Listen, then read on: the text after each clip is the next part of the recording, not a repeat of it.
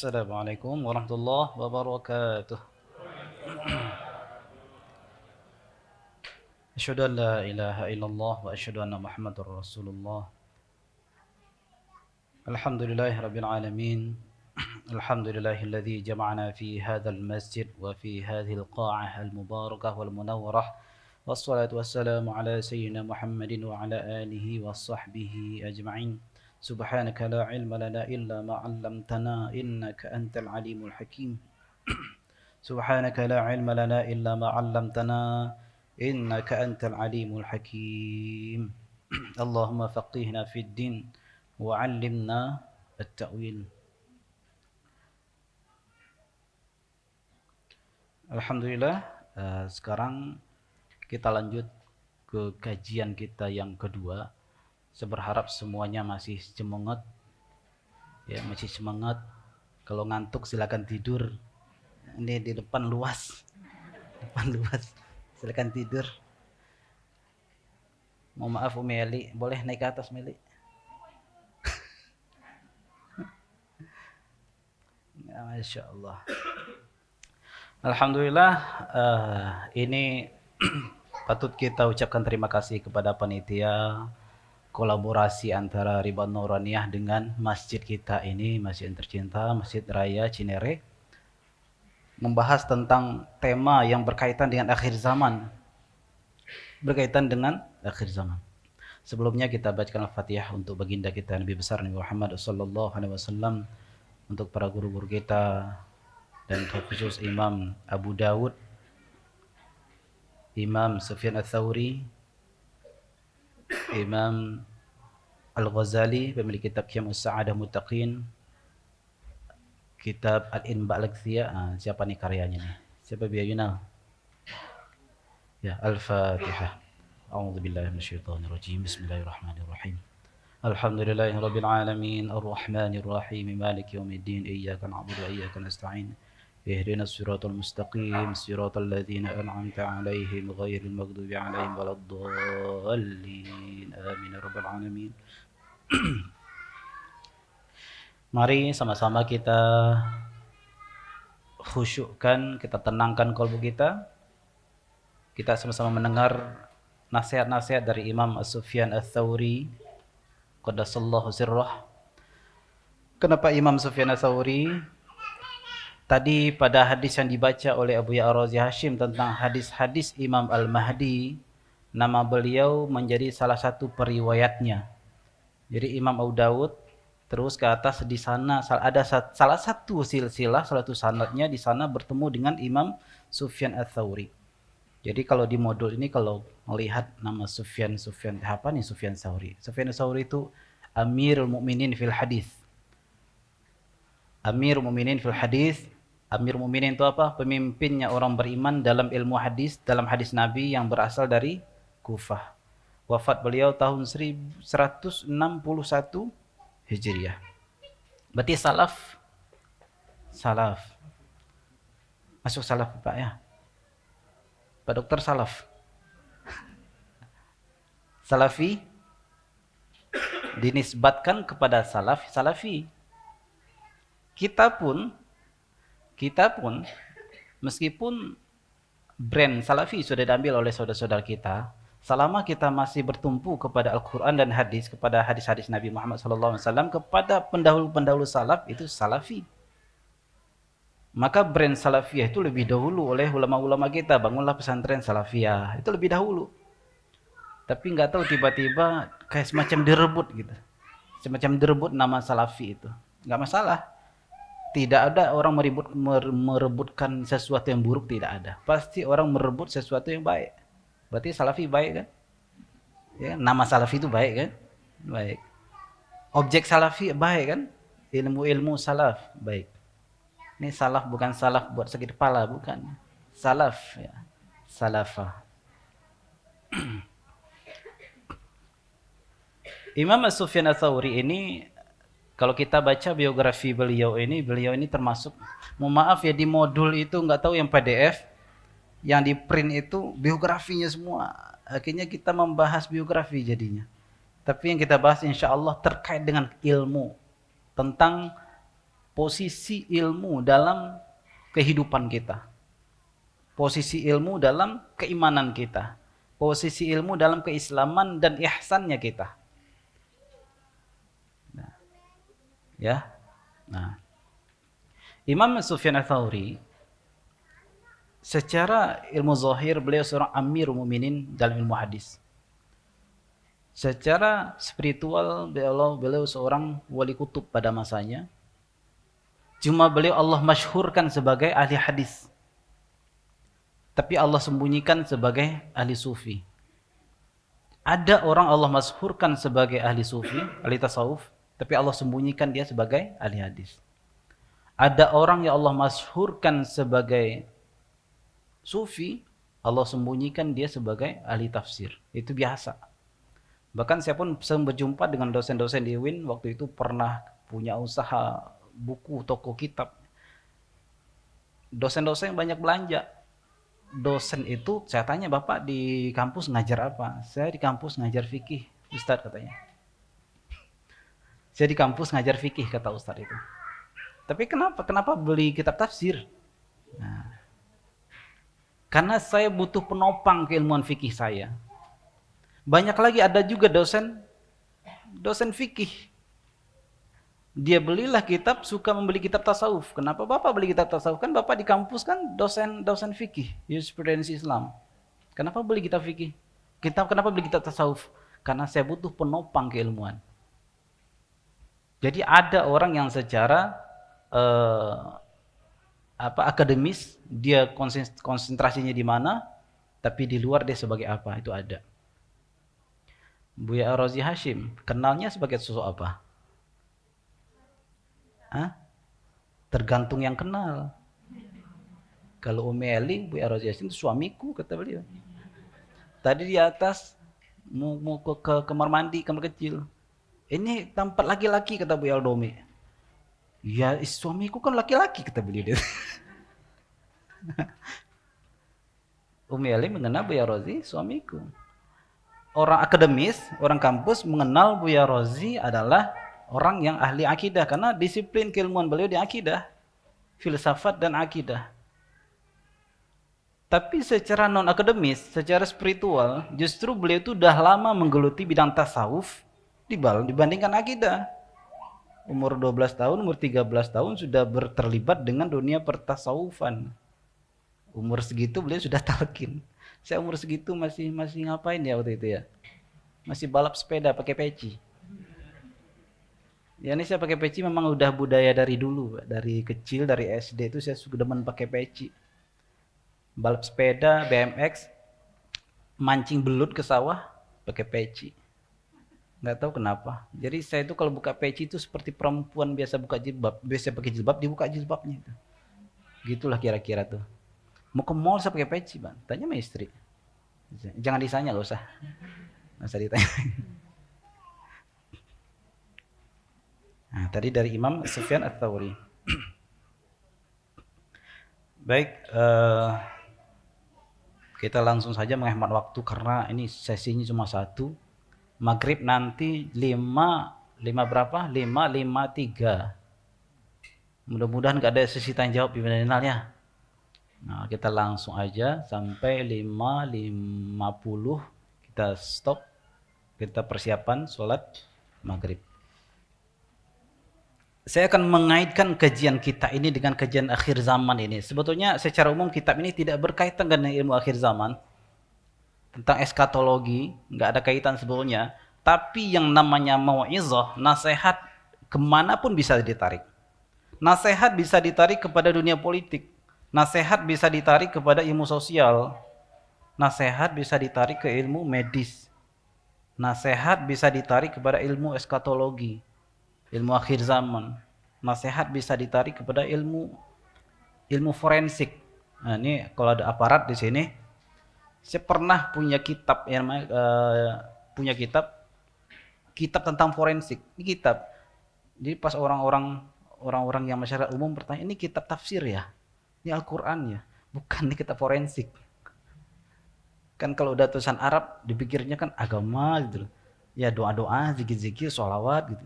Ternyata ini buku forensik, ilmu meneliti, ilmu penyidik di kepolisian di Arab sana, kebetulan berbahasa Arab.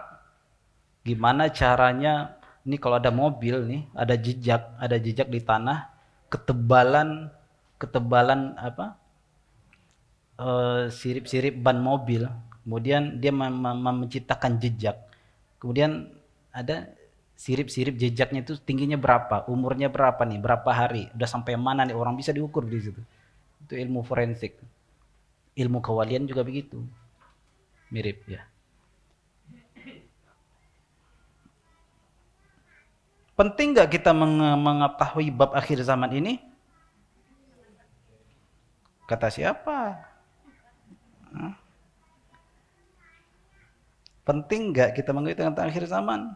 Penting sekali. Tadi Abu yang mengatakan ada orang yang ngapain sih bahas-bahas akhir zaman, kan ada orang komentar begitu.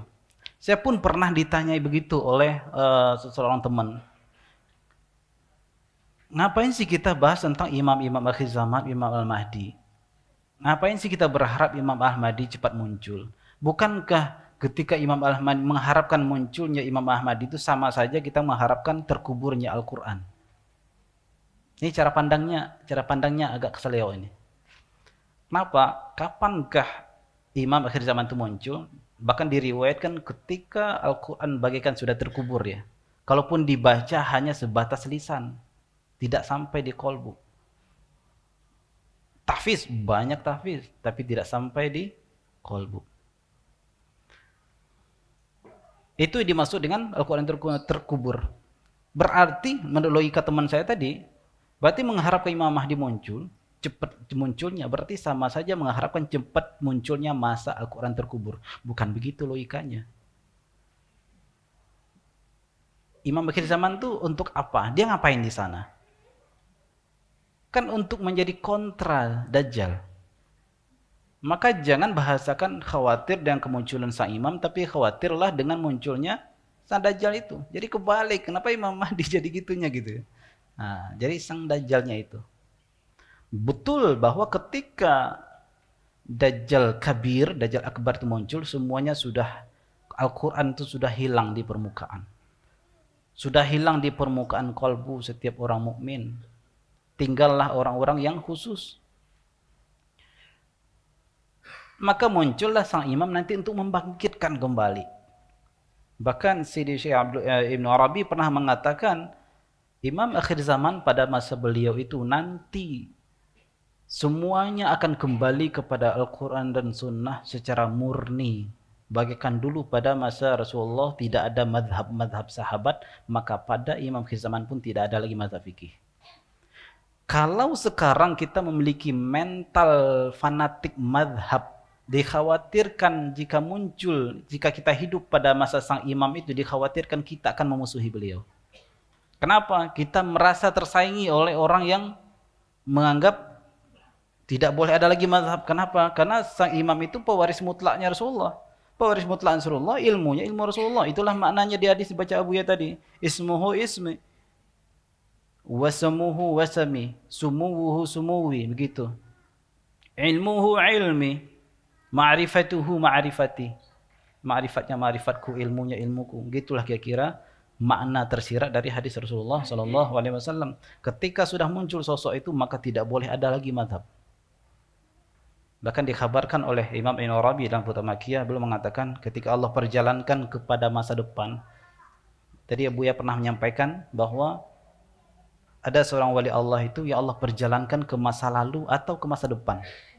Masa lalu adalah ilmu al-bada'i. Ke masa depan Allah perjalankan kepada al-alam al-mustaqbal, alam masa depan. Diperjalankahlah Imam Ibn Arabi ke masa depan ketika imam itu muncul. Apa yang terjadi? Beliau melihat para fuqaha, para ahli fikih yang fanatik pada dirinya, bukan fanatik pada ilmu. Fanatik pada dirinya, karena orang kalau fanatik pada ilmu pasti tercerahkan. Tapi kalau fanatik pada dirinya yang mengaku membawa ilmu, dia akan fanatik, bahkan akan memusuhi orang yang berseberang dengan dia. Fuqaha yang fanatik pada dirinya nanti jika berjumpa dengan sang imam pun, bahkan sang imam pun akan mereka bunuh. Itu disampaikan oleh Ibn Arabi dalam kitab Al-Futuhatul Al-Makkiyah.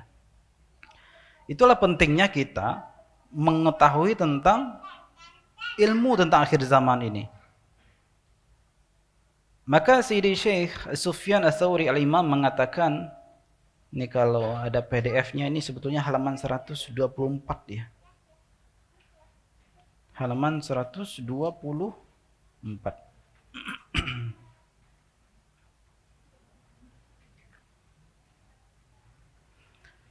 Jadi beliau mengatakan ini ada murid dari Imam Sufyan Tsauri, la khaira fil jahli. Ini maknanya enggak ada baiknya, enggak ada sisi baiknya kalau kita jahil. Enggak ada sisi baiknya kalau kita jahil. Nah, kita bahas judul-judul. Ada kan ungkapan enggak usah tahu itu dah, kalau tahu kan jadi kita ribet. Ada, betul. Ada saatnya memang seperti itu. Tapi tahu apa? Tahu aib orang. Ya enggak usah, ngapain tahu aib orang? Tapi ingin tahu tentang ilmu Allah wajib enggak? Ya harus kita gapai. La khaira fil jahli. Dalam kejahilan itu tidak ada baiknya. Dalam kejahilan tidak ada baiknya. Kejahilan apa maksudnya? Kejahilan yang sudah diberikan kesempatan, sudah keniscayaan, sudah sempatasnya kita tahu, tapi kita tidak mau tahu. Itu maksudnya kejahilan yang tidak ada baiknya. Karena ada kejahilan yang baik. Apa kejahilan yang baik itu? Orang yang faktanya dia tidak mengetahui dan dia tahu dia tidak tahu dan mengaku dia tidak tahu dan dia sadar diri bahwa diri dia tidak tahu, saat itu dia tawadhu menyerahkan ilmu kepada yang tahu. Justru orang yang ngaku jahil itulah orang berilmu. Maka ada ungkapan, minal jahli an ta'lama annaka ta'lamu ma la ta'lamu. Minal jahli, minal ilmi annaka ta'lamu annaka ta'lamu bi annaka la ta'lam. Bahwa bagian seseorang dikatakan berilmu adalah mengaku diri memang tidak tahu terhadap sesuatu yang tidak diketahui. Nah, kalau kita kan suka sok-sok tahu misalnya. Nah, orang berilmu itu adalah orang yang jahil, zahirnya jahil, pada hakikatnya berilmu. Dia ngaku dia tahu bahwa dirinya tidak tahu terhadap sesuatu yang memang dia tak tahu. Minal ilmi an ta'lama annaka la ta'lamu ma la ta'lamu. Gitu lafaznya yang pas. Ya. Apa kata Imam Sufyan Ats-Tsauri? Kana Sufyan Ats-Tsauri idza laqiya shaykhan sa'alahu hal sami'ta minal ilmi syai'a fa in qala la qala la jazakallahu 'anil islami khaira. Imam Sufyan Tsauri ini kalau ngomong, kalau nasihati pedas banget. Pedas ya. Pedas. Ya ya, pedas ya. Pedas ya. Pedas. Imam Sufyan Tsauri berkata, Imam Sufyan Tsauri ini kalau sempat bertemu dengan seorang guru nih, ini guru langsung dihajar beliau nih. Seorang syekh. Apa kata beliau? Hal sami'ta minal ilmi syai'an? Apakah engkau mendengar dalam perjalananmu ini nih, wahai guru, wahai syekh, jika engkau berjumpa dengan ini dan itu, jika berkunjung ke suatu tempat, jika datang ke suatu majlis, apakah engkau mendengar sedikit saja ilmu? Sedikit saja ilmu. Sempatkah engkau mendapatkannya, mencicipinya, wahai syekh? Fa in qala la, jika seorang syekh itu mengatakan enggak ada. Apa kata Imam Sufyan Tsauri? Ya udah, Allah tidak ada membalas kebaikan sedikit pun untuk orang seperti itu. Itu sadisnya beliau itu. Jadi Imam Sufyan Tsauri ini, kita dimanapun, dalam kondisi apapun, harus bisa memetik ilmu di situ. Bahkan ketika kita terzolimi, harus memetik ilmu di situ. Bahkan ketika terjadi yang namanya human error, ambil ilmu di situ. Kan ada pengalaman human error kan, panitia apalagi nih. Panitia geser-geser waktu, kemudian ada yang di print salah print. Itu kan human error. Ya, atau machine error. Machine errornya nggak mau disalahkan orangnya kan. Mesin yang error gitu. Ambil ilmu di situ. Bahkan di dalam kesalahan ada ilmu. Itu maksud Imam Sufyan. Jangan pernah kita menatap sesuatu kecuali kita memperoleh ilmu di sana. Jangan pernah kita mendengar sesuatu kecuali kita mendapatkan ilmu dari pendengaran kita. Jangan pernah kita berinteraksi dengan siapapun kecuali kita bisa mendapatkan ilmu di sana. Kenapa demikian? Karena ilmu adalah salah satu nama, salah satu sifat Allah, ya. Nama Allah Al-Alim yang Maha Tahu, dan al-ilmu itu mirip-mirip dengan an-nur, cahaya. Maka siapakah yang bisa memetik ilmu ketika dia dimanapun dia bisa memetik ilmu? Kalau cahaya kolbunya bercahaya, kolbunya terang, kolbunya itu cekatan, bisa mengambil kesempatan dalam dalam kesempitan. Kenapa yang sempit di kesempatannya? La jazakallahu an islami khairan. Mohon maaf ya, engkau ini rugi banget, kata Imam Sufyan kepada orang yang enggak tahu menahu. Nah, beliau ngomong begitu tuh. Apakah kita begitu? Ya, jangan begitulah ya. Sangat sayang.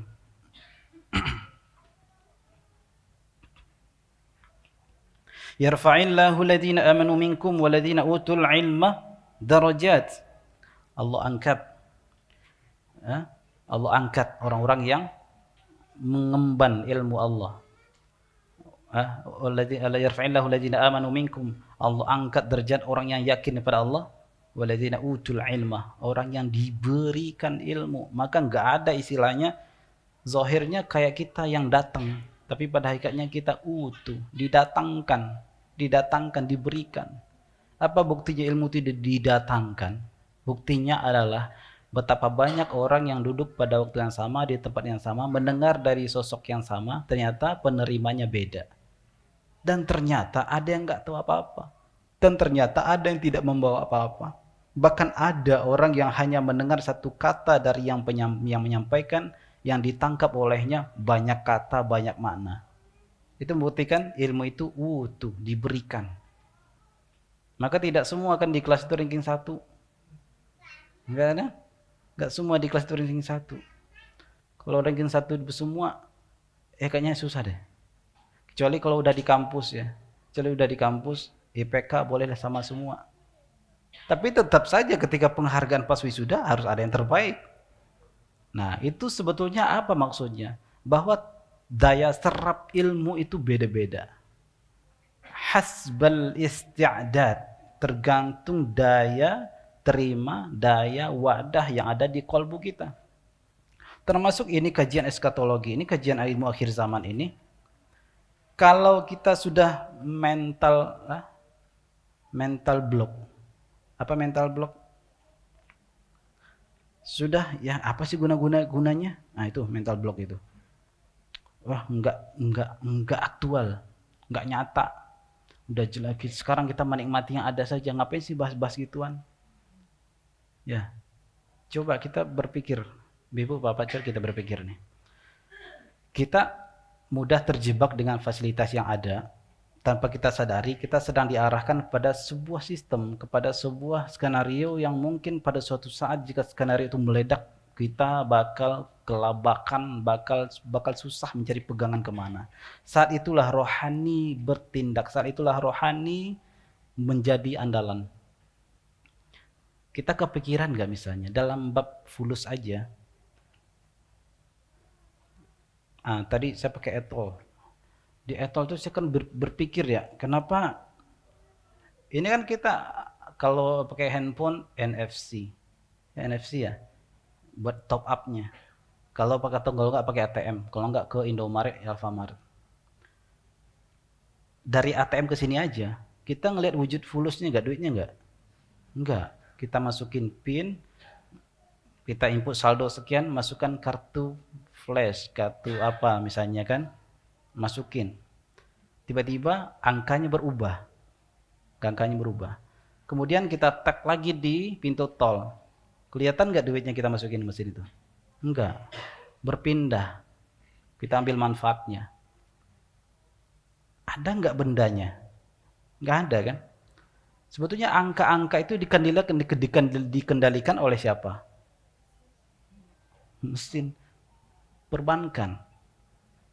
Jangan-jangan misalnya ini flash keluarin apa sih? Flash itu BCA. Misalnya yang punya mesin tol itu adalah orang yang nyimpan fulusnya di BCA. Ambil di BCA, datang ke BCA. Mesin itu ternyata ke BCA. Ternyata fulusnya di situ aja. Dan angkanya cuma di situ aja. Dan percaya nggak Bapak Ibu, perbankan di Indonesia sebanyaknya perbankan di Indonesia ini, percaya nggak jika bahwa ada di sana itu entah di mana, ada ibaratnya, saya ibaratkan saja, satu tombol aja.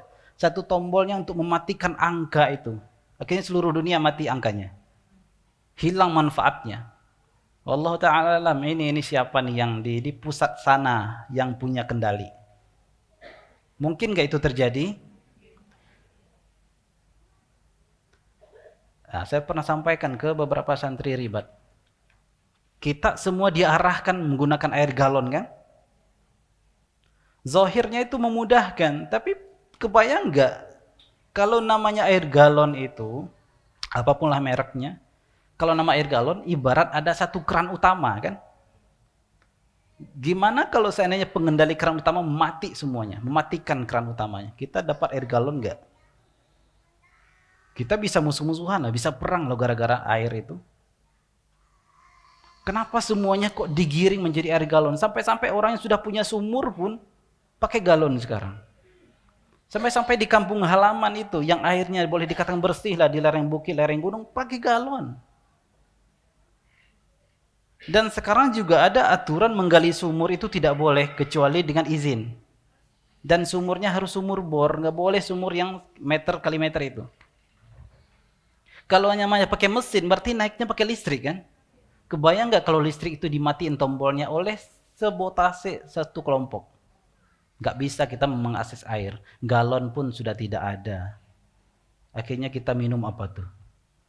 Nah, bongkar-bongkar itu, mau memotong-motong pohon. Motong pohon cari air. Gitu nanti kan? Kita diarahkan ke sana. Kalau air sumur galian yang sekian meter diameternya itu kita bisa kalau ternyata kekeringan itu bisa kita timba. Di kampung itu masih ada. Coba di kota kita gali sumur, kalau nggak kena sanksi, coba disanksi. Pasti harus minta izin. Bahkan sekedar sumur bor pun harus minta izin. Padahal berapalah sumur bor diameternya?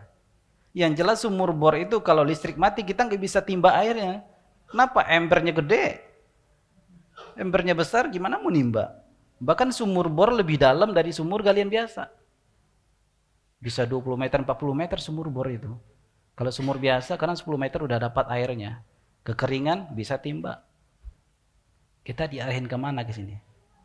Maka disampaikan oleh banyak para ulama, diriwayatkan bahwa pada akhir zaman nanti orang akan mengalami kekeringan yang maha dahsyat dan kita tidak ada akses untuk memperoleh air. Penting nggak ngaji akidah? Ada akidah itu pembahasan begini. Yang mengenyangkan makanan atau Allah? Yakin. Yakinkah? Coba aja nanti kalau lapar minta aja sama Allah. Butuh sebab kan? Butuh sebab. Dalam akidah itu ada namanya sebab, ada asar, takdir. Royanil. Ada sebab itu wasilah. Misalnya handphone. Sebetulnya handphone ini diangkat atas kekuasaan Allah atau sebab saya angkat. Dua-duanya bisa. Tergantung cara pandang kita. Minum. Hilang haus kita karena kita minum atau karena ada athar, takfir, efek mutlak dari Allah yang melakukan dengan iradahnya Allah. Aslinya adalah efek mutlak yang berikan. Karena banyak orang yang makannya udah nambah 5 kali, 6 kali nambah gak kenyang-kenyang. Ada orang yang cuma makan roti seupil, roti secuil. Roti secuil, makan pisang, gak mau makan nasi lagi, itu meli tuh. Ya. Ada kan orang seperti itu? Ada. Ternyata untuk kenyang itu tidak harus emas nasi kan? Berarti siapa yang menciptakan kenyang? Allah Subhanahu wa taala. Nah, ada pada suatu masa pembahasan tentang sabab musabab atau hukum kausalitas dalam bab akidah itu, hukum alam itu ada saatnya tidak berfungsi. Yang berfungsi adalah Allah sang hakiki. Yang berfungsi hanyalah kudrah Allah yang hakiki. Yang berfungsi hanyalah iradah Allah. Yang tidak berfungsi lagi kausalitas makan. Nah, kalau kita pengen lapar, pengen kenyang, harus makan. Ada satu saat tanpa makan bisa kenyang. Ashabul Kahfi makan tidak? Nggak ada. Kapan mereka makan? Nyuci piring. Kapan mereka masak? Tidur 350-an tahun kan? 3,5 abad. Ya, Belanda aja ke tanah air 3,5 abad masih makan. Ini Ashabul Kahfi 3,5 abad. Nggak makan, tapi bertahan hidupnya. Nggak laku mata uangnya. Siapa yang ngasih makan? Ada nggak hukum kausalitas di situ? Tidak ada. Allah langsung mu'athir, memberikan efek mutlak terhadap Ashabul Kahfi. Rasulullah SAW pada hakikatnya beliau itu selantiasa bisa kenyang tanpa makan karena beliau sendiri berkalam. Ashba'ani Rabbi. Rasulullah pernah mengatakan tanpa makan pun saja beliau itu bisa kenyang. Tanpa minum beliau bisa hilang dahaga. Tapi karena beliau menampilkan sisi basyarnya, beliau menemani para sahabat yang manusia biasa. Aku temanilah makan. Makan kurma, beliau makan kurma. Minum, beliau minum.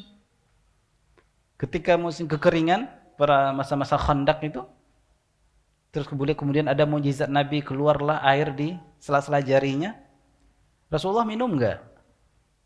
Enggak ada keterangan dalam hadis itu Rasulullah ikut minum. Rasulullah adalah yurawi, meminumkan. Rasulullah enggak minum. Ya, Rasulullah memberikan minum. Kok bisa? Karena al-mu'athir al-mutlaq itu hanya Allah Subhanahu wa taala. Itu betul-betul terjadi. Akan terjadi. Maka itulah yang sering pernah disampaikan Abu Ya'razi dulu pas kajian tentang akhir zaman di salah satu masjid di Tangerang Selatan. Makanan umat atau Bani Ruh di akhir zaman adalah zikir. Gimana makan zikir? Ada lafaz Allah di piring gitu, kertas, gitu.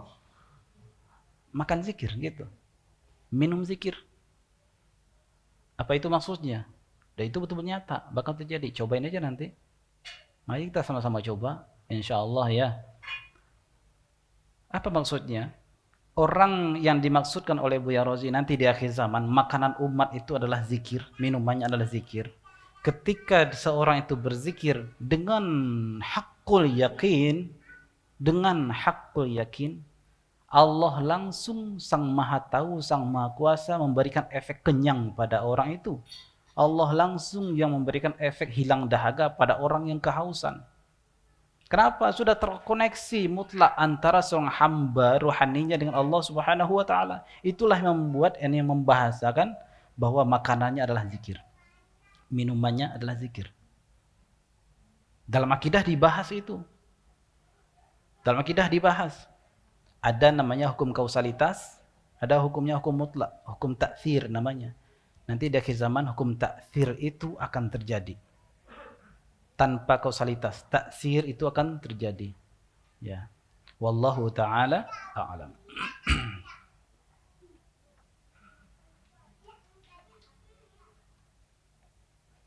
Kita masih membahas tentang ilmu, karena pentingnya ilmu pengetahuan ini. Jadi nggak boleh kita mengatakan apa sih gunanya bahas-bahas ginian gitu kan.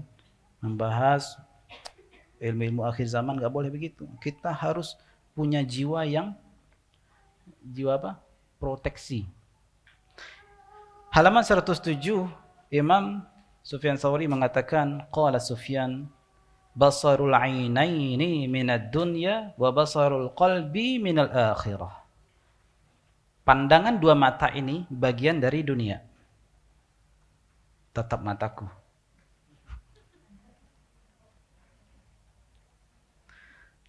Pandangan dua mata ini minad dunya wa basarul qalbi minal akhirah.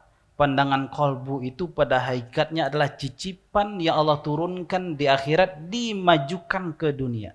Jadi kalau orang dalam kehidupan kita dalam keseharian kalau memandang segala sesuatu itu dengan kolbunya itu sebetulnya dia sudah memandang dengan pandangan akhirat, pandangan ukhrawi. Siapa makhluk Allah Siapa makhluk Allah yang memandangnya dengan cara pandang ukhrawi? Malaikat. Malaikat ini kalau melihat bapak-bapak ibu bukan perawakan fisik ini. Malaikat gak peduli. Yang dilihat oleh malaikat kalau melihat kita itu kolbunya. Yang dilihat malaikat itu kolbu kita. Jangan kita kalah dari iblis. Iblis pun kalau melihat kita tidaklah memandang zahir kita. Ini kulitnya putih, ini kulitnya hitam, ini bajunya gini, dan itu. Enggak. Setan tidak memandang zahir kita. Yang dipandang oleh syaitan itu adalah apanya kita? Nafs, jiwa kita. Objek pandangan iblis pada manusia adalah nafs. Objek pandangan malaikat pada manusia adalah qalbu. Jadi apa yang dilakukan iblis ketika memandang nafs? Dia lihatlah nafsnya ini cenderung gimana nih? Lagi galau enggak nafsnya?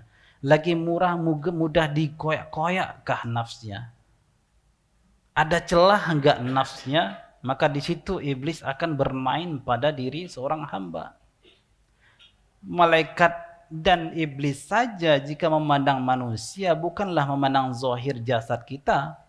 Maka betapa rendahnya kita jika memandang seseorang hanya memandang perawakannya. Masa kita kalah dari iblis?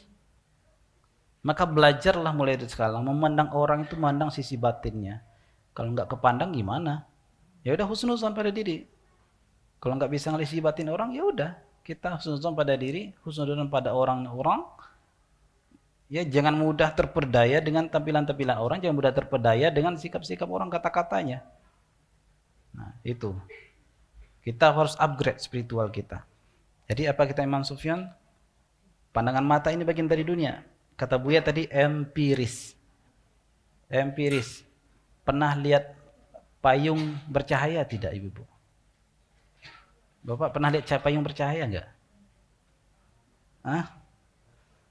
Enggak pernah kan? Kalau saya kasih tunjuk jadi lihat kan? Ini dia nih.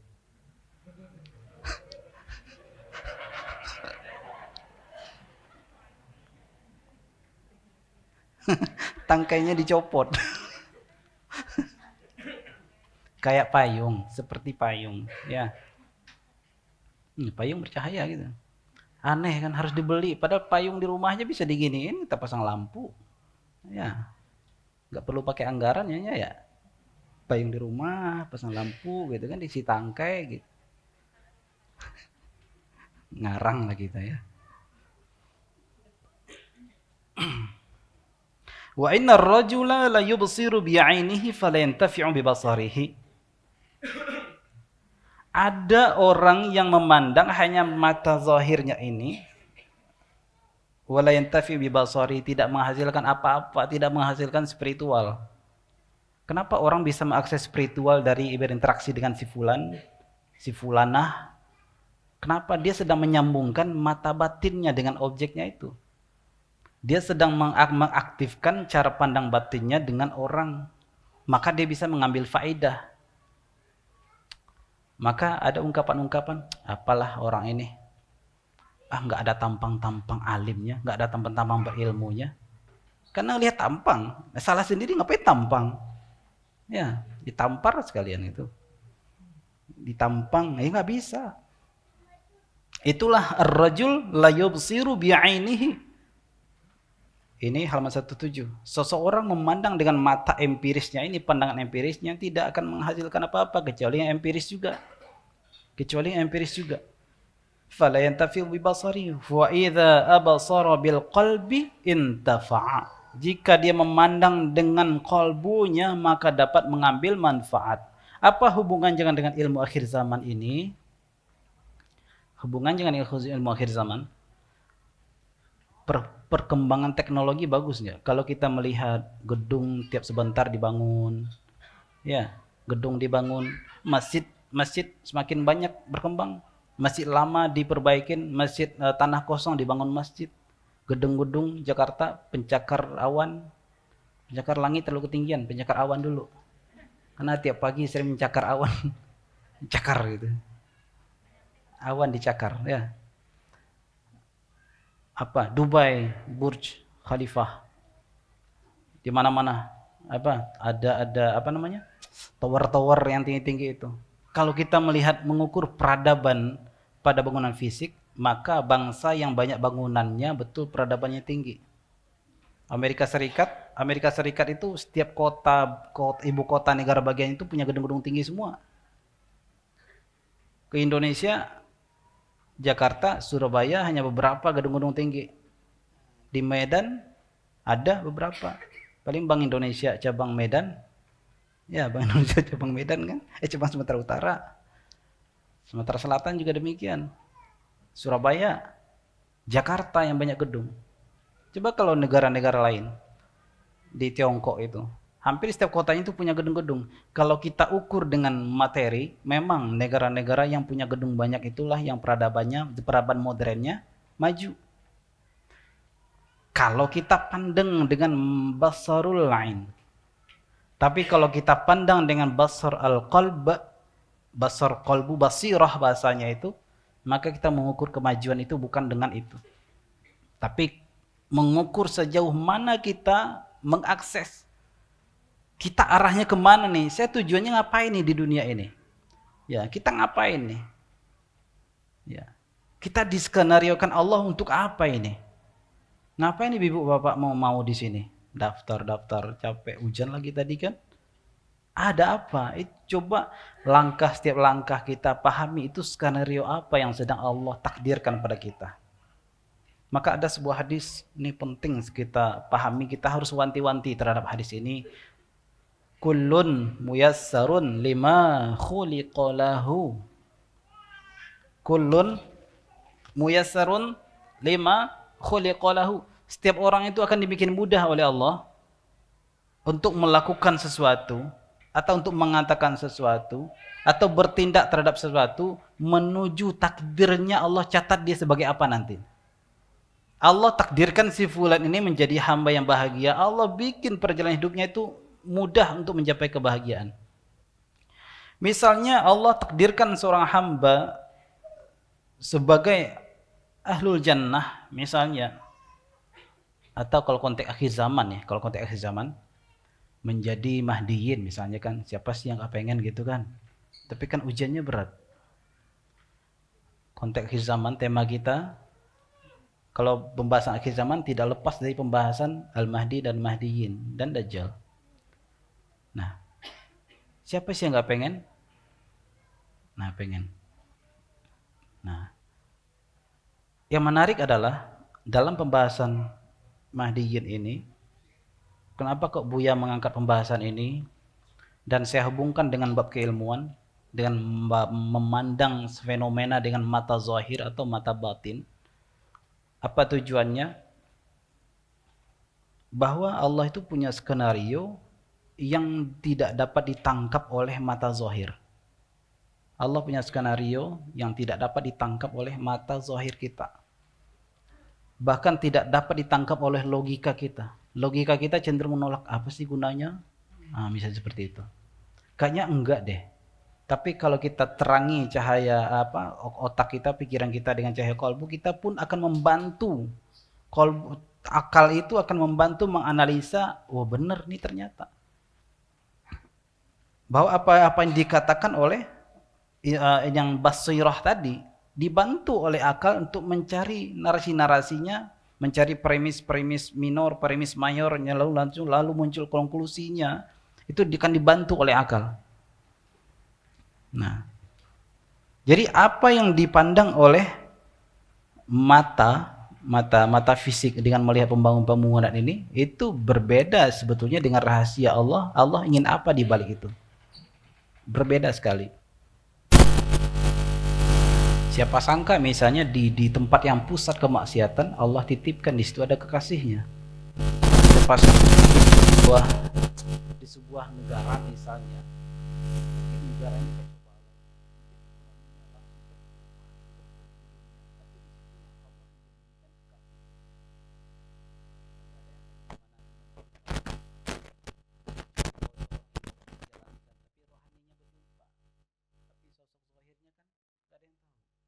kecuali Allah oleh orang yang Allah izinkan. Nah, menariknya tadi Abuya membahas tentang imam akhir zaman, imam itu sendiri. Apa kata Rasulullah? Min waladi Fatimah. bahwa Al-Mahdi itu dari jalur keturunan Fatimah alaihassalam. Berarti keturunan Rasulullah tuh. Keturunan Rasulullah. Dari kalangan habaib, dari kalangan habaib. Dari kalangan syarif, sayyid, dari kalangan itu. Sang imamnya dijamin oleh Rasulullah keturunan habaib. Keturunan Rasulullah. Tapi Mahdiyinnya, pengikutnya, telah dikhabarkan oleh Imam Ibn Arabi. Beliau berkata dalam kitab Al-Futuhat, wujuhuhum ajamiyyah wa alsinatuhum arabiyyah. Wajah mereka ajam, tapi lisan mereka Arab. Udah kebayang maksudnya? Kalau wajah ajam apa sih? Bukan wajah Arab kan? Bukan wajah Arab. Berarti pesek-pesek kan? Ya. Nggak bisa lepas antara imam dengan makmum. Tidak bisa lepas antara imam akhir zaman dengan makmum akhir zaman. Tidak bisa lepas. Itu kata Syekhul Akbar Ibn Arabi ketika diperjalankan. Ya, kushifali, kata beliau. Dikasyafkan kepada aku tentang kejadian masa depan oleh kata Imam Ibn Arabi. Aku lihat ternyata pengikut imam akhir zaman itu, wujuhuhum ajamiyah, wujuhum a'ajim. A'ajim apa ajam? Berarti bukan orang Arab. Nah, masalah ajam ini terjadi perbedaan pendapat. Orang Persia pun ada yang mengatakan itu ajam, betul. Orang Nusantara mungkin enggak? Yang pesek-pesek, pendek-pendek ini? Ya, mungkin saja. Kalau pengikut-pengikut sang imam itu sangat Arab sekali, gampang diterka. Itulah sebabnya Zionis itu membabat habis orang-orang di Gaza. Karena zahirnya itu memang permainan politik. Tapi pada batinnya mereka punya misi rohani mereka. Misi spiritual mereka. Kenapa? Mereka berharap syukur-syukur yang dibabat ini ya pasukan Mahdiyin semua. Tertipu kan mereka? Mereka kira Mahdiyin itu Arabiyah. Enggak, Mahdiyin itu Ajamiyah. Ya. Itu ini masalahnya kitabnya udah dicetak soalnya, berarti udah disebar kan? Berarti udah disebar isinya. Tapi kan ajam kan luas, Rusia kan ajam juga. Ya. Amerika kan ajam juga, Afrika ajam juga. Mungkin Afrika Utara itu yang Arabiyah sampai Maroko. Afrika ke bawah, tengah sampai selatan, Afrika Selatan ajam, Amerika ajam, Rusia ajam. Turk ajam. Tiongkok, Korea ajam. Nusantara kita, Australia ajam. Nah, bisa jadi ajam sipit-sipit kan? Tapi masalahnya, tidak ada lagi hadis Nabi Muhammad SAW pernah dibahas dulu di takhrid oleh Ustaz Dayat. Mana Ustaz Dayat? Hilang ya. Tentang bahwa di akhir zaman itu umat Muslim akan memerangi kaum Atrok. Kaum Atrok. Atrok ini ternyata bukan orang Turki, bukan. Atrok itu adalah semacam blasteran antara Chinese dengan Uni Soviet gitu. Orang-orang Siberia. Orang Siberia. Tapi itu versi riwayat, gimana sebetulnya wallahu taala a'lam. Nah, hal-hal seperti ini kita perlu mawas. Ini bukan mengajak kita untuk putus asa, bukan. Kajian akhir zaman bukan kita untuk putus asa, tapi untuk supaya kita tahu peta. Supaya tahu peta. Kita ini sedang diarahkan untuk apa? Nah, ketika kita dimudahkan untuk berkumpul di majlis misalnya dimanapun lah, berhusnuzon lah kepada Allah, kita adalah bagian dari hadis Nabi, fakullun muyassarun lima khuliqalah. Setiap orang itu akan dimudahkan melakukan sesuatu untuk menuju takdirnya apa sih nanti. Akan dimudahkan begitu. Kenapa kita susah betul itu hatinya diajak berzikir? Hati-hati. Jangan-jangan kita tidak ditakdirkan sebagai ahlullah. Maka tidak ada sebuah takdir kecuali Allah berikan indikator kepada kita. Pasti Allah kasih indikator. Sebagaimana Allah mengkhabarkan adanya kiamat, Allah tidak menjelaskan kapan kiamat. Rasulullah tidak mengkhabarkan kapan kiamat, tapi Rasulullah mengkhabarkan indikator-indikatornya. Sebagaimana kita, masing-masing kita kan punya kiamatnya. Kiamat apa? Kita disiksakah atau diberikan kebahagiaan, diberikan kebahagiaan? Atau di akhir zaman kita akan membersamai sang imam kah di akhir zaman, atau malah memusuhi sang imam kah? Indikatornya ada. Kepastiannya belum dikhabarkan ke kita, tapi indikator ada. Apa dalil indikator ini? Fakullun muyassarun lima khuliqalah. Kolbu kita dimudahkan untuk berbuat baik. Alhamdulillah, bersyukur. Tapi kolbu kita susah diajak kompromi. Pengen menjauh terus. Pengen menjauh dari majlis. Pengen ada aja alasannya. Hati-hati. Kullun muyassarun lima khuliqalah. Setiap orang kalau nasibnya nanti adalah sengsara, Allah bikin mudah untuk mengarah kepada sengsara itu. Nauzubillah min dzalik. Yang berkalam ni Rasulullah, penerima wahyu. Al-Mahdi al-Hakiki itu pada hakikatnya adalah Rasulullah sallallahu alaihi wasallam. Rasulullah kan sebenarnya Al-Mahdi juga. Al-Mahdi tadi apa artinya? Kata Buya tadi hada yahdi hidayatan hadi hadin mahdi. Rasulullah dibimbing enggak oleh Allah? Di Al-Mahdi al-Akbar Sayyidina Rasulullah sallallahu alaihi wasallam. Al-Mahdi al-Akbar ats-tsani, Imam Mahdi akhir zaman. Saya tidak mengatakan Mahdi Asghar, bukan. Mahdi kecil, enggak. Mahdi kecil itu para wali-wali al-Ghaus setiap zaman. Maka Syekh Muhammad bin Abdul Karim Samman dalam Nafahat Qudsiyah beliau pernah mengatakan Ana al-Mahdi. Gitu loh.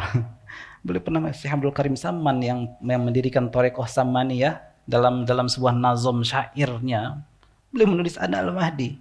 Itu sebetulnya bukan beliau yang berkata, lidah beliau dipinjam, lisan beliau dipinjam. Padahal beliau sudah wafat kan secara fisiknya. Imam Mahdi kok wafat? Berarti lisan beliau dipinjam waktu itu. Berarti bukan beliau yang berkalam. Bisa enggak orang itu kesurupan, dalam tanda kutip kesurupan Imam Mahdi? Ini kalau kata-kata kesurupan tuh ngeri banget ya. Apa bahasa yang pas itu? Kalau Buya Rozi sering memberikan analogi begini. Masa sih iblis setan aja bisa menyerupi menggerogoti seseorang? Masa sekelas imam wali itu nggak bisa? Lebih bisa lagi. Masa sih malaikat nggak bisa? Lebih bisa lagi. Nah, terlepas perbedaan pendapat persoalan, betulkah ada orang kesurupan iblis? Atau sebetulnya itu nafs ammarahnya sedang menjirim? Nafs ammarah, tingkat jiwa terendah seseorang itu yang suka marah-marah, suka menerkam, suka menzalimi, suka bermaksiat, itu nafs ammarah. Nafs ammarah itu ketika menjirim seperti sosok, ya kayak orang bisa kesurupan. Kadang kita kan mudah menuduh iblis juga, jin gitu. Keluar kamu jin. Kata jin yang lihat, ini disalahin, saya nggak pernah masuk, gitu kan. Kadang nafs ammarahnya sedang menjirim.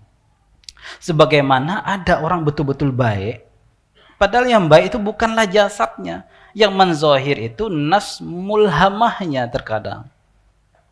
Nafs mulhamah karakternya apa? Rajin ibadah, rajin zikir, rajin baca Quran, rajin puasa, itu karakter nafs mulhamah. Nafs yang sudah tercerahkan. Tapi belum mencapai nafs mutmainnah. Karena orang rajin ibadah, rajin puasa, rajin zikir, syarat menjadi nafsu mutmainnah itu harus ditempa dulu, dihajar dulu oleh ujian dari Allah. Dihajar, dicoreng dulu namanya, diinjak-injak dulu harga dirinya. Marah gak dia? Masih senang dipuji enggak? Masih sedih dicaci enggak? Kalau masih sedih, belum nafsu mutmainnah. Sedih enggak kita kalau kita nonton yang nonton sedikit? Sedih, belum mutmainnah. Geriang gembira enggak ketika yang nonton kita, subscriber kita udah jutaan misalnya, tapi kalau tiba-tiba turun subscribernya, viewernya, sedih, belum mutmainnah. Susah kan? Susah. Ngaku agak susah. Yang memang susah itu harus kita akui, supaya kita tahu jalan kemudahan. Kenapa orang tidak memudahkan jalannya? Enggak mau ngaku susah. Enggak mau ngaku susah. Karena ketika seorang mengaku susah, dia sedang bersomadiyah, sedang bertumpu kepada Allah, minta jalan kepada Allah Subhanahu wa ta'ala. Jadi susah. Dan kata para ulama, termasuk Imam Sufyan juga mengatakan, salah satu syarat seseorang menjadi bangsa-bangsa akhir zaman yang membersamai sang imam, minimal makomnya nafs mutmainnah. Minimal mutmainnah tuh di atas makom mukmin. Nas mulhamah itu makom mukminin, makom orang beriman. Nafs lawamah itu makom kebanyakan orang muslimin. Nafs ammarah itu makom orang munafikin, zalimin, musyrikin, kafirin, zalim. Ya, orang itu kita kalau lagi zalim nih, lagi suka marah-marahin orang, suka benci, itu sebetulnya kita sedang berada pada jiwa tingkat terendah. Masih jiwa tingkat terendah. Satu makom dengan orang kafir, orang munafik, orang zalim. Itulah sebabnya kenapa di Al-Quran, di surah Al-Baqarah, belum jauh-jauh ayatnya, belum sampai ayat 20, masih ayat 10, Allah sudah menyajikan persoalan orang munafik. Dimulai dari ayat wa minan nasi may yaqulu amanna billahi wa bil yaumil akhir wa ma hum bimumin. Belum jauh kan? Masih di juz awal sudah Allah sajikan persoalan kemunafikan. Kenapa?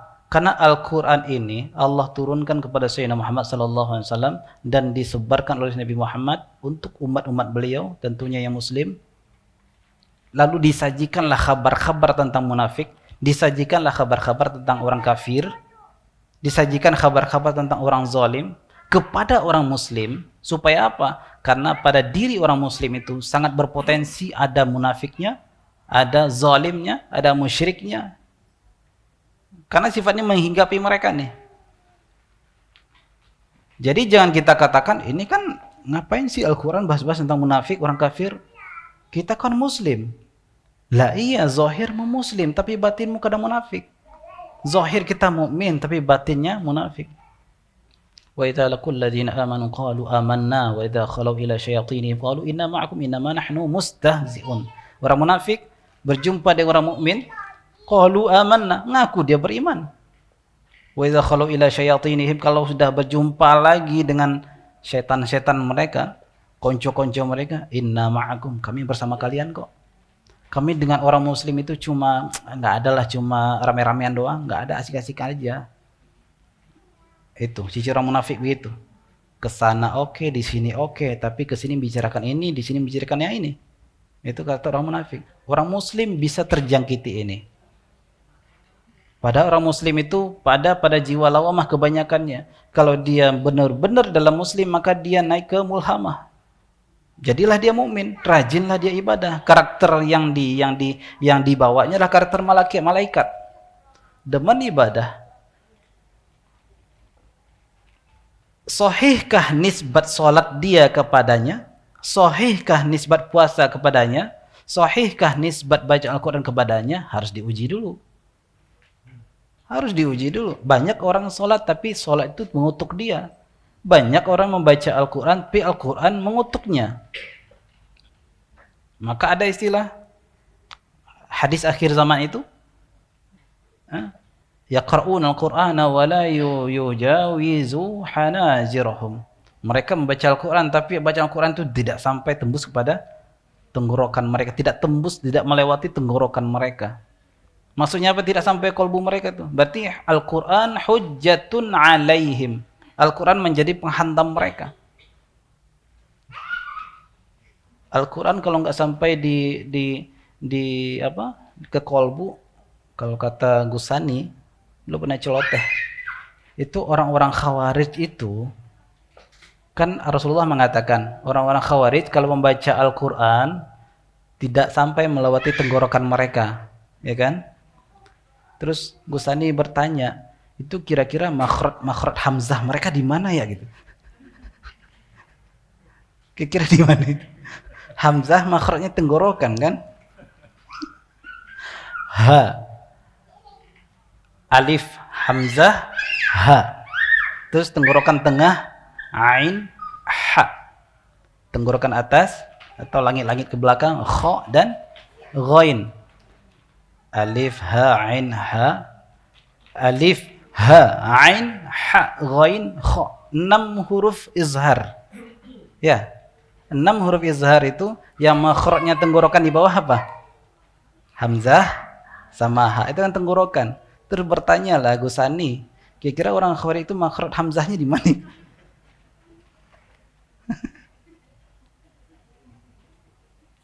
Ya kan Al-Quran gak sampai di bawah katanya. Gusani begitu tuh. Ya makhrajnya tetap dia sahih, tapi maknanya nggak sampai ke kalbu. Syarat Al-Quran menjadi hujjatun lana. Al-Quran syaratnya supaya bisa menjadi penopang kita, syaratnya kita harus bisa mengambil nasihat dari Al-Quran. Al-Quran menjadi hujjatun alaina, menjadi pelaknat kita kalau kita menjadikan Al-Quran hanya hiasan zahir kita.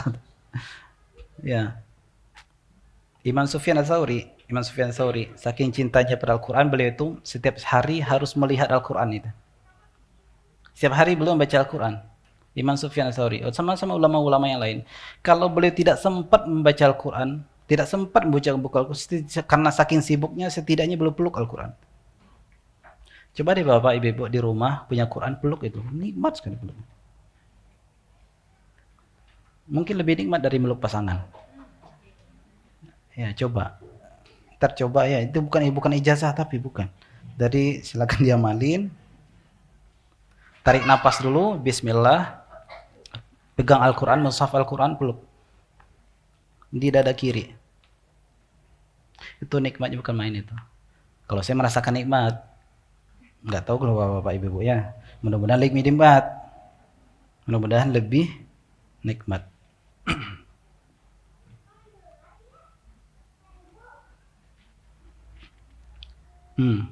Halaman 116. Saya pilih-pilih yang berkaitan dengan ilmu karena wasiat-wasiat itu beliau itu banyak.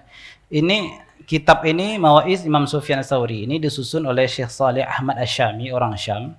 Beliau menyarikan disari dari kitab Hilyatul Auliya karya Imam Abu Nuaim Al-Isbahani. Diambil dari kitab itu. Jadi kalau tadi Abu Ya menjelaskan sanad Sunan Abi Dawud dari Syekh Sya'rani, Ahmad Sya'rani di mana? Bertapura. Kitab Hilyatul Auliya karya Imam Hafiz Abu Nuaim Al-Isbahani pun sanadnya sama, jalur Abu Ar-Razi Hashim dari Syekh Ahmad Sya'rani Al-Martapuri bin Syekh Muhammad Taib Al-Banjari, semuanya dari Syekh Yasin Al-Fadani sampai kepada pengarang kitab. Jadi meskipun ini susunan oleh Syekh Saleh Ahmad Syami, semuanya diambil dari kitab Hilyatul Auliya karya seorang wali Allah, Imam Abu Nuaim Al-Asbahani, Al-Hafiz, Hafiz Al-Quran. Dan ada yang ingin saya sampaikan juga, bahwa keberadaan tasawuf itu tidaklah bertentangan dengan hadis. Bagaimana bertentangan? Tasawuf itu bersumber dari hadis. Tasawuf itu bersumber dari hadis. Bahkan imam-imam ahli hadis sering menjadi lakon tokoh-tokoh tasawuf pada masanya. Contohnya Imam Sufyan Tsauri. Imam Sufyan Tsauri, meskipun beliau itu keras, tapi nasihat-nasihatnya sangat sofistik sekali. Bahkan Allah berikan beliau itu sebuah makom, tugas kewalian. Bahkan dalam sanad hadis, sanad tahu nggak Bapak Ibu sanad? Sanad itu dari ini, dari itu, dari ini, dari itu. Dari terima, dari siapa, siapa. Nah, dalam kitab hadis ditemukan hadis ini diriwayatkan dari siapa bin siapa, kemudian di belakangnya ada as-sufi. Itu sering ditemukan itu. Kalau punya maktabah syamilah boleh dites itu. Ketik aja dalam kitab Kutubus Sittah pakai as-sufi. Jadi tokoh-tokoh sufi itu sudah ada dalam sanad hadis. Dan hadisnya sahih. Nah, kalau seperti tuduhan saudara kita yang mengatakan sufi itu adalah Syiah, sufi itu zindik misalnya. Kalau namanya zindik, riwayatnya tertolak. Riwayatnya tidak bisa diterima. Tapi ini riwayatnya sahih. Berarti sufi itu kalimat pujian. Ada pada masa-masanya. Ada pada masa-masa salaf. Jadi siapa bilang sufi itu dari kaum Fatimiyah? Bukan. Ya. Cuma karena alergi dengan istilah sufi, barangkali mereka cenderung menghindari istilah sufi. Cenderung menghindari istilah tasawuf. Tapi bab tazkiyatun nafs mereka pengen. Padahal tazkiyatun nafs itu adalah bagian dari kajian tasawuf. Nah, mereka ingin berbakti kepada orang tua. Berbakti pada orang tua itu tasawuf. Mereka berbakti atau menghargai tetangga, itu bagian dari tasawuf. Tapi mereka melakukan itu. Nah, gimana? Itulah paradoksnya gitu. Ya, kita kalau tidak tahu hakikat sesuatu, cenderung kita menabrak sesuatu itu. Kita tidak tahu hakikat sesuatu, cenderung kita menabrak, cenderung kontradiksi yang kita lakukan. Kita melakukan sesuatu yang kita ingkari. An-nasu a'da'u ma jahilu. Manusia itu cenderung memusuhi apa yang tidak dia ketahui. Itu. Lau sakatal juhal laqallal al-khilaf. Kalau seandainya orang-orang yang tidak mengerti itu bisa menahan lisan mereka, tidak akan banyak terjadi perselisihan. Lau sakatal jahil atau lau sakatal juhal laqalla al-khilaf. Kalau orang-orang yang tidak tahu bisa menahan diri, tidak ikut berkomentar, maka tidak akan banyak terjadi konflik. Kenapa banyak terjadi konflik di sebuah bangsa? Karena telah hilangnya kepakaran. Hilangnya kepakaran, ini nama judul buku ini. Hilangnya sebuah kepakaran. Tapi bukankah kepakaran itu hilang, tapi hanya bersembunyi aja. Atau yang berilmu malah diam. Akhirnya yang berbicara adalah kejahilan. Ya. Qala Yahya ibnu Yaman 116.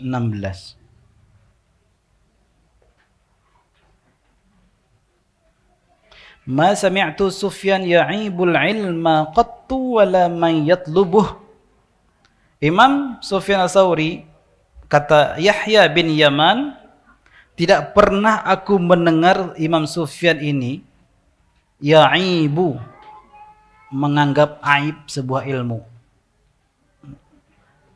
Maka Imam Sufyan tidak pernah alergi pada ilmu apapun. Inilah yang kita sayangkan di tubuh umat muslim sendiri, bahkan orang thariqah sendiri. Buat apa sih ngaji marifat begitu? Ya udah, kita beramal saja. Kalau kamu bisanya untuk itu, ya sudah, jangan ajak-ajak orang. Kalau kita hanya bisa mampu mengamalkan apa yang sudah ada, daya tangkap atau wadah kolbu kita tidak luas, hanya cukup mengandalkan apa yang sudah ada, ya sudah, jangan ajak-ajak orang. Mungkin wadah orang lebih luas. Justru nanti akan jadi bahan tertawaan orang. Nah, itu. Jadi tidak boleh kita ngapain ngaji-ngaji hakikat, ngaji-ngaji ma'rifat. Bapak-bapak, ibu-ibu, hadis Nabi Muhammad SAW, Al-Quran, sisi zahirnya, makna zahir dari Al-Quran dan hadis itu hanya sebahagian kecil daripada makna batin dari hadis dan Al-Quran. Al-Quran dan hadis punya dua dimensi, zahir dan batin. Sisi batinnya Al-Quran, sisi batinnya hadis itu jauh lebih luas, bahkan tanpa batas dibandingkan sisi zahir Al-Quran dan hadis. Mungkin yang biasa dengan literasi kitab, kalau kita pergi ke perpustakaan di UIN Syarif Hidayatullah itu, kita lihat di sana ada kumpulan tafsir-tafsir Al-Quran, banyak bersusun-susun di rak, dan itu semua masih zahir. Hanya sebagian kitab tafsir yang mengangkat sisi batinnya.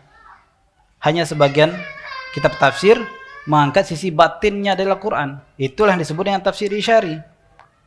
Bahkan tafsir isyari, tafsir-tafsir yang tersirat ini, itu tanpa batas. Tanpa batas. Ya. Coba bismillah saja. Bismillah.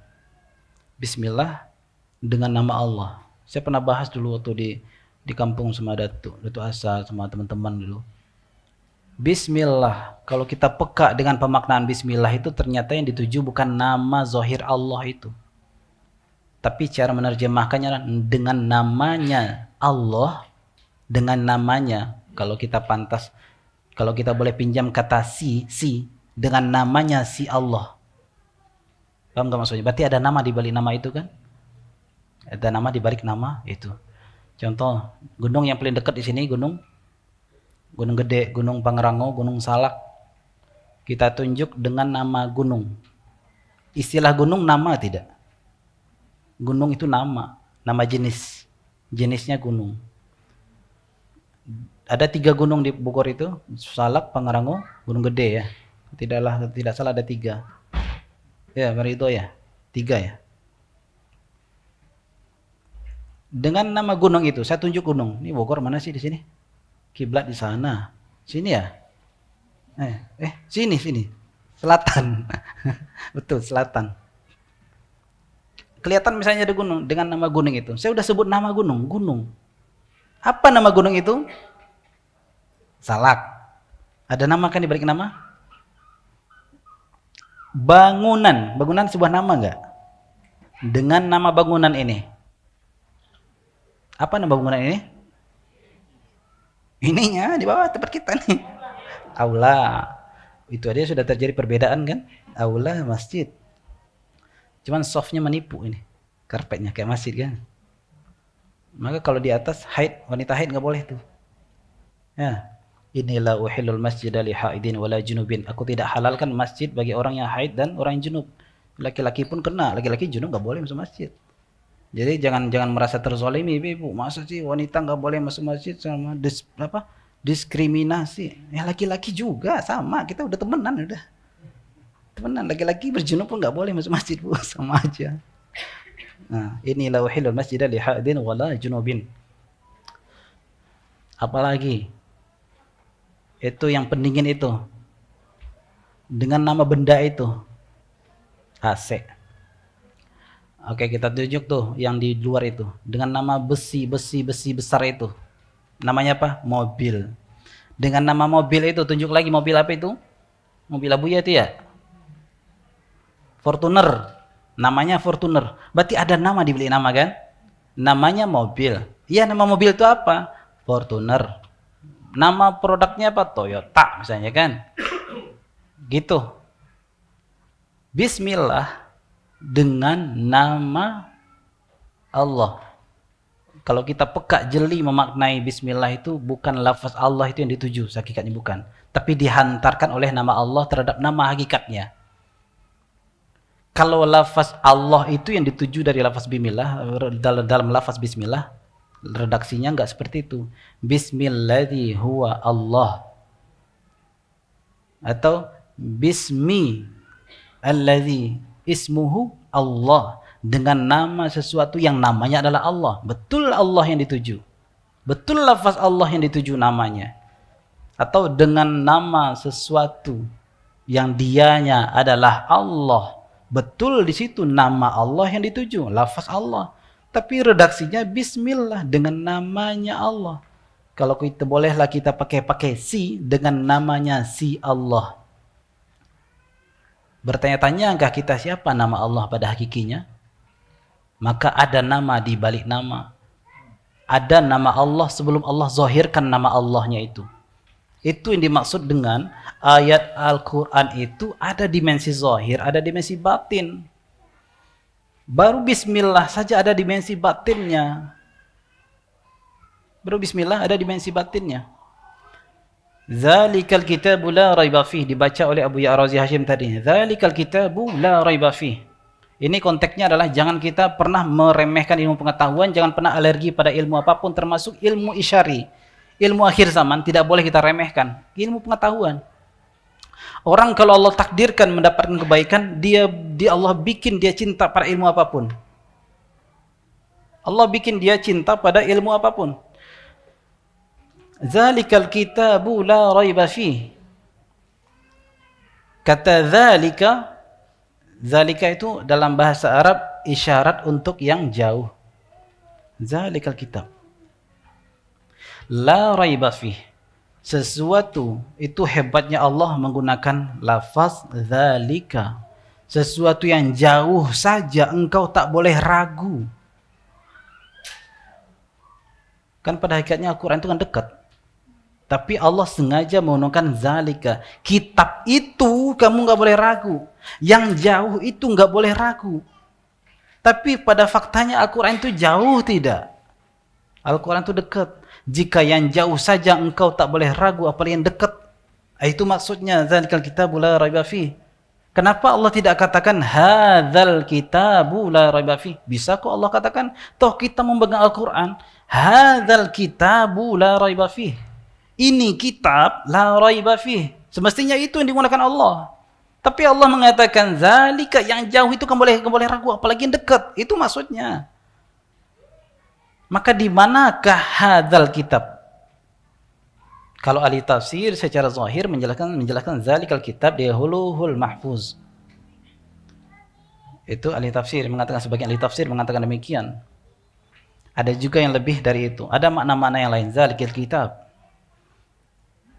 Jika yang jauh saja engkau tidak boleh ragu, apalagi yang hadhil kitab. Di manakah hadhil kitab? Hadhil kitab fi qulubil mu'minin.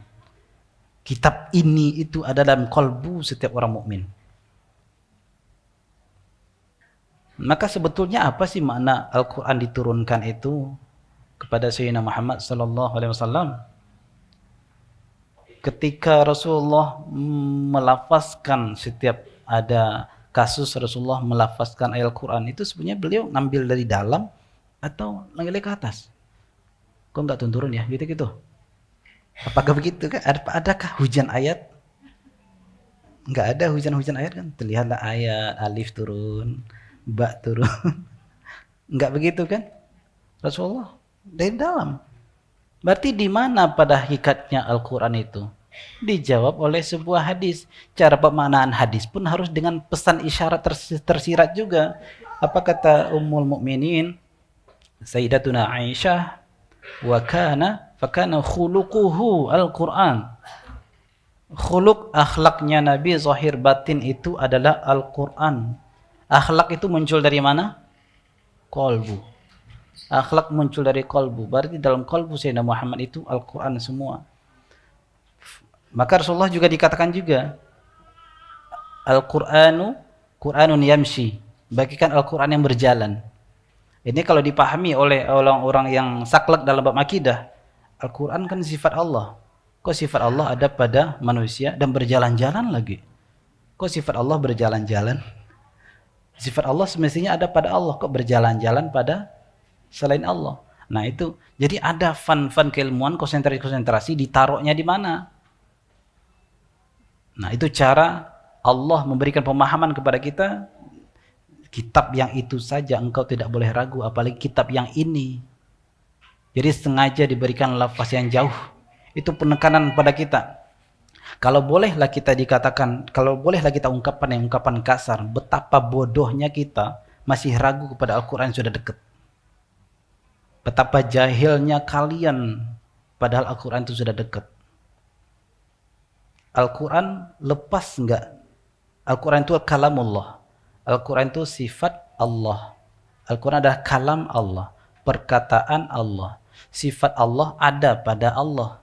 Sifat Allah yang namanya sifat qaimatun bidzatihi ta'ala.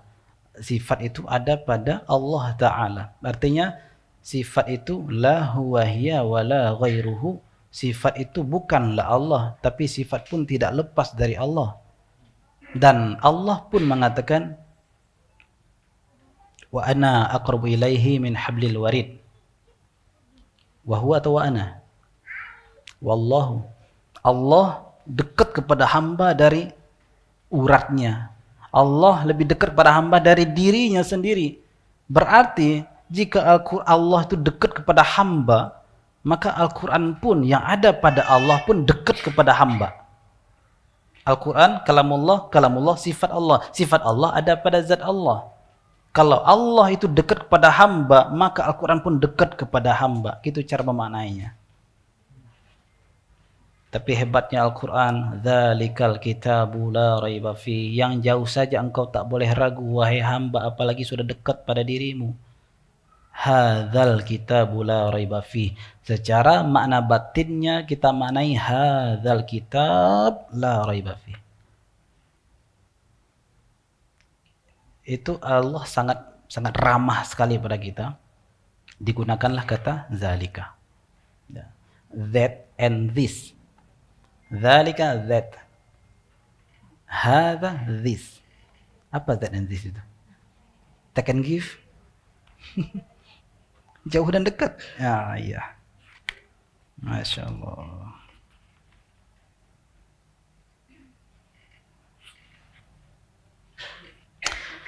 Halaman 125, kalau ada PDF-nya silakan. Yu'khazul ilmu syai'an fa syai'an. Nih, lagi-lagi Imam Sufyan Tsauri ini kalau beliau itu agak tegas ya. Nih 5 menit lagi, 4 menit lagi. Qala Sufyan, Imam Sufyan Tsauri berkata, Ya hadza turidu ma akhadtuhu fi 40 sanah wa an ta'khudhahu anta fi yaumin wahid? Wahai fulan, kata beliau, kamu menginginkan sesuatu yang aku cari dalam 40 tahun? Engkau menginginkan apa yang aku cari selama 40 tahun hanya dalam sehari saja. Enak aja kikir ngomong ini. Jadi kalau judulnya yu'khadzul ilmu syai'an fa syai'an, ilmu itu diambil secara bertahap, sedikit jadi sedikit.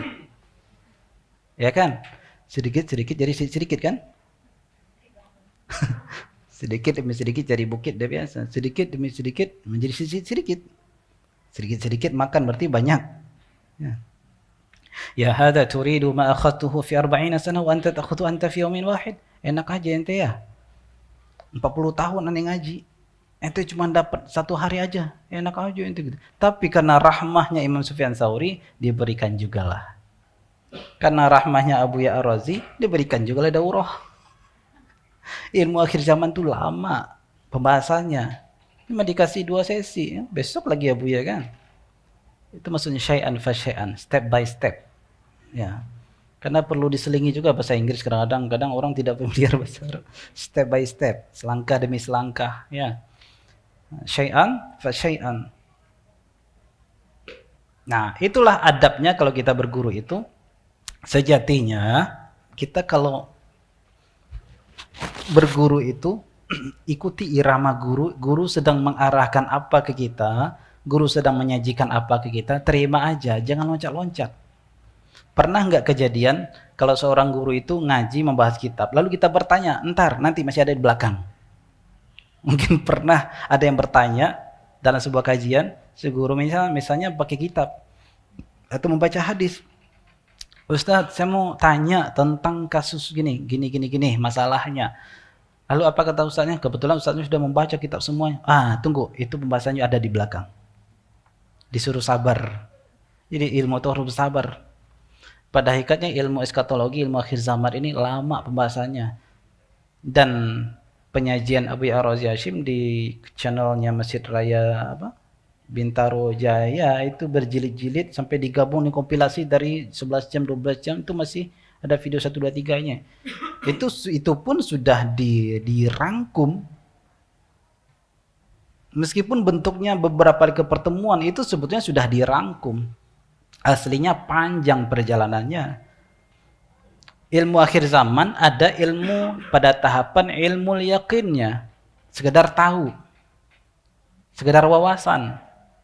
Ilmu akhir zaman ada tahapan ainul yakinnya. Kita mencicipi apa yang dicicipi oleh orang yang terlibat di akhir zaman. Karena kita semua hidup di akhir zaman. Kalau betul kita menjadi umat Rasulullah yang ikhwannya Rasulullah, kita akan mencicipi, akan mengalami apa yang akan ditimpakan juga kepada orang-orang terpilih di akhir zaman. Sakit, senangnya akan dialami, pedihnya akan dialami, luka perasaannya akan dialami. Apa Allah akan ambil dari kita, Allah akan lakukan, kita akan mengalami itu semua. Tidak enak-enak, tidak gratis. Sedikit loh jatahnya itu. Kecuali kalau kita hanya ingin menjadi simpatisan saja, alhamdulillah gak apa-apa. Jadi simpatisan aja gak apa-apa lah ya. Bahkan ada ulama mengatakan, Allah Ta'ala alam, bukan ini hadis atau kalam ulama, jika kalian khawatir akan tergoncang imannya jika bertemu dengan fitnah akhir zaman, maka mintalah wafat dalam keadaan beriman sebelum berjumpa. Tapi kalau ingin siap berjuang, mari tata diri nafsiyah kita supaya kita kuat meskipun berhadapan dengan dia. Ya, karena mereka itu nanti di akhir zaman akan melakukan sweeping. Akan melakukan sweeping juga pada semua rumah-rumah orang muslim itu. Karena dia disampaikan, di kalam ulama juga menyampaikan, semuanya akan digerogoti. Tidak ada satu gang pun pasti akan dilalui. Maka tidak ada istilahnya kampung akhir zaman itu tidak ada. Secara zamannya iya, di akhir zaman dibangunnya. Tapi ketika dibikin kampung akhir zaman di puncak Gunung Merapi, tetap aja digerogoti nantinya. Akan didatangi, nggak ada yang tersembunyi. Karena nafasnya kecium. Nafas orang beriman itu kecium oleh mereka. Karena mereka tidak pakai sinyal-sinyal GPS lagi. Mereka udah tahu sinyal-sinyal orang mukmin itu ada di mana bersembunyinya. Orang muslim itu bersembunyi di mana. Siapa yang tahan, itulah yang terpilih. Meskipun dia wafat di tangan pengikut-pengikutnya itu. Wafat dalam keadaan beriman. Itu pesannya para ulama, jika kita tidak kuat, tidak yakin kuat, maka mintalah wafat dalam keadaan beriman sebelum berjumpa dengan kondisi itu. Kalau kita husnuzan pada Allah, siap berjuang, mintalah dikuatkan iman, karena dosis ujian umat akhir zaman yang berjumpa dengan mereka ini hampir mirip dengan ujian yang diterima oleh sahabat-sahabat Nabi ketika perang Badar. Seberapakah ujian itu? Bayangkan sekelas Nabi, sekelas sahabat akhirnya dalam tanda kutip menjerit, mata Nasrullah. Am hasibatum an tadkhulul jannata wa lamma ya'tikum mathalul ladzina khalu minkum massathumul ba'sa wad-dharra wazulzilu. Dihantam, diberikan kesulitan Nabi dan para sahabat-sahabat. Wazulzilu, digoncang kehidupannya. Kemudian di belakang apa? Hatta yaqula ar-rasul wal ladzina amanu ma'ahu. Sampai-sampai Rasul, para orang-orang yang beriman kepada Nabi pada saat itu, yaqul mata nasrullah. Kapan pertolongan Allah ini datang? Coba. Sekelas Nabi, sekelas sahabat yang imannya tidak diragukan lagi, lebih kokoh dari bukit Uhud iman para sahabat, menjerit, bertanya, kapan pertolongan Allah ini? Berarti berat enggak ujiannya? Sangat berat. Kalau kita rumah ketimpa gunung batu gede, bebas aja kan? Nggak pernah, kapan pertolongan Allah ini? Biasa malah jadi tontonan kadang-kadang kan. Orang kecelakaan misalnya, mengerikan, malah masih aktif kameranya. Berarti mengerikan nggak itu? Ternyata nggak mengerikan. Kejadian-kejadian yang kecelakaan, yang kesulitan yang kita alami di alam yang nyata ini, bahkan menjadi tontonan kita, jadi konten kadang. Berarti nggak menakutkan. Itu sekelas Nabi, sekelas sahabat, mata Rasulullah. Kapan pertolongan Allah ini? Berat nggak itu kebayang? Berat. Itulah ujian akhir zaman nanti. Sebagaimana ashab Rasulullah mengalami itu, ikhwan Rasulullah pun akan mengalami itu. Semoga Allah kuatkan iman kita, tidak hanya iman di akal, tapi iman di qalbu, iman di ruh, supaya kita bisa kokoh membersamai ujaran Nabi Muhammad SAW. Siapa yang dipanjangkan umurnya, semoga Allah bersamai kita, bersama pewarisnya, bersama para pecinta Rasulullah, pecinta Allah Subhanahu wa taala. Allahumma sabbitna 'alal iman wa sabbitna 'alal islam wa sabbitna 'alal ihsan wa sabbitna 'ala mahabbati rasulika Muhammadin sallallahu alaihi wasallam. Allahumma nawwir qulubana, Allahumma nawwir qulubana bi asma'ik wa zayyinha bi adhkarik. Allahumma a'inna 'ala dhikrika wa syukrika wa husni ibadatik. Ya muqallibal qulub tsabbit qulubana 'ala dinika wa ta'atik. Allahumma a'inna ala dzikrika wa syukrika wa husni ibadatik. Ya Allah ya arhamar rahimin. Salli ala sayyidina Muhammad. Allahumma ya ahad salli ala Ahmad. Allahumma ya ahad salli ala Ahmad. Allahumma ya ahad salli ala Muhammad. Allahumma ya ahad salli ala al-Mahdi khalifatik. Allahumma ya ahad. Al-'afwu minkum. Wassalamualaikum warahmatullahi wabarakatuh.